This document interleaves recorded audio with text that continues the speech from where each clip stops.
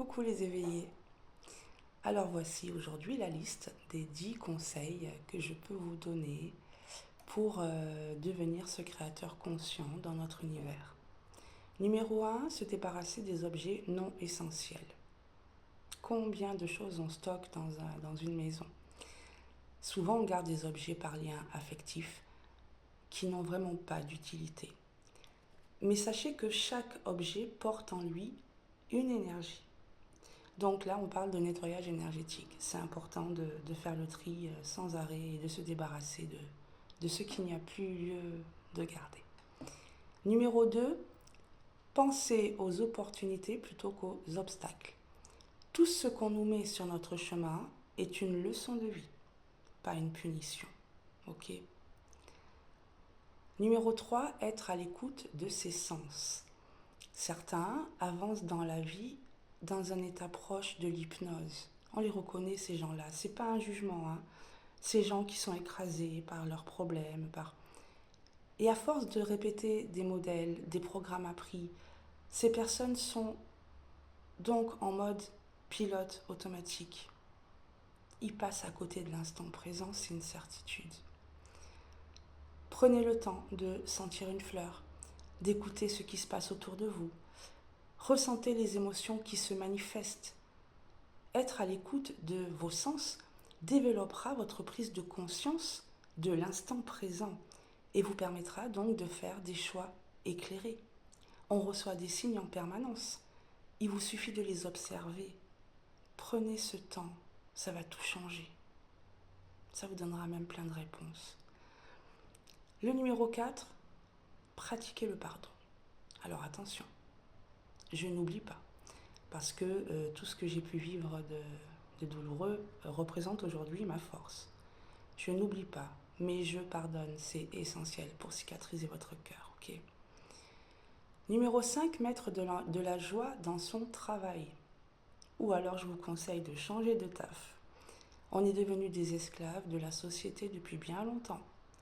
Alors, faites un travail qui vous apporte du bonheur parce que se lever tous les matins avec la boule au ventre, non merci. Reconsidérez votre vie professionnelle. Numéro 6, ne pas se raccrocher aux réussites passées. N'ayez pas peur de sortir de votre zone de confort et de découvrir d'autres choses. En numéro 7, arrêtez tout simplement de s'en faire. Ça paraît simple, mais quand on le dit comme ça, mais ça demande vraiment beaucoup de travail sur soi pour guérir ses blessures. Et affronter les soucis un à la fois quand ils se présentent. N'allez pas les chercher, n'anticipez pas sur le futur, ça sert à rien. Ça sert à rien. Numéro 8, ouvrir son esprit à de nouvelles solutions. Si ce chemin n'a pas abouti, j'en emprunte un autre et je n'abandonne pas. Si quelque chose ne se fait pas, c'est qu'il y a une autre ouverture, une autre manière de l'aborder et de le réussir. Numéro 9, se libérer de tout attachement. Détachez-vous des liens qui vous empoisonnent. Alors quand on parle de liens, on parle de personnes, de lieux, d'objets, comme dans le numéro 1. Et alors en numéro 10, sortir de la conception linéaire du temps. Le rapport au temps n'est pas le même sur la Terre que dans l'univers.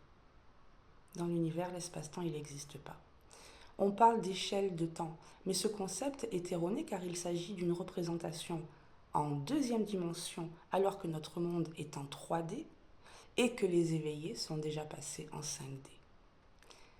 Cette réflexion vous montre que vous connaissez déjà grand nombre d'enseignements sacrés. Vous êtes loin d'imaginer tout ce que vous possédez en vous déjà.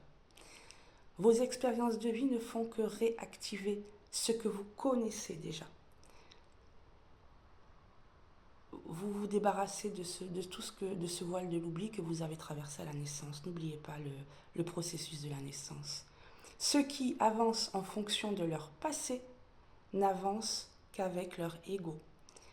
Vous devez donc lâcher prise car l'amour divin ne peut pas prendre pleinement place dans votre cœur tant qu'il y a ce sentiment de peur, de souffrance, de culpabilité.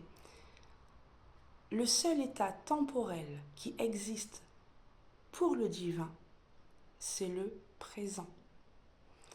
Alors bien évidemment, nous sommes des êtres humains puisque nous vivons sur Terre, donc vivons pleinement sur Terre, mais pas que. La façon dont vous considérez le temps peut aussi bien vous enfermer que vous libérer. Alors j'espère vraiment que ces petits conseils vous donneront de la force, du courage et vous aideront à comprendre que c'est votre état d'esprit maintenant qu'il va falloir équilibrer, d'accord? On avance avec l'ombre et la lumière. Dans la spiritualité, on a des variations par rapport à tous les ressentis qu'on peut avoir. Mais s'il vous plaît, apprenez à vivre dans l'instant présent, s'il vous plaît. On ne se retourne pas en arrière. Le passé doit vous servir d'apprentissage. Le futur n'est pas encore palpable. Ça sert à rien de vouloir comprendre ce qui va arriver. Vivez l'instant présent pleinement. Bisous les éveillés.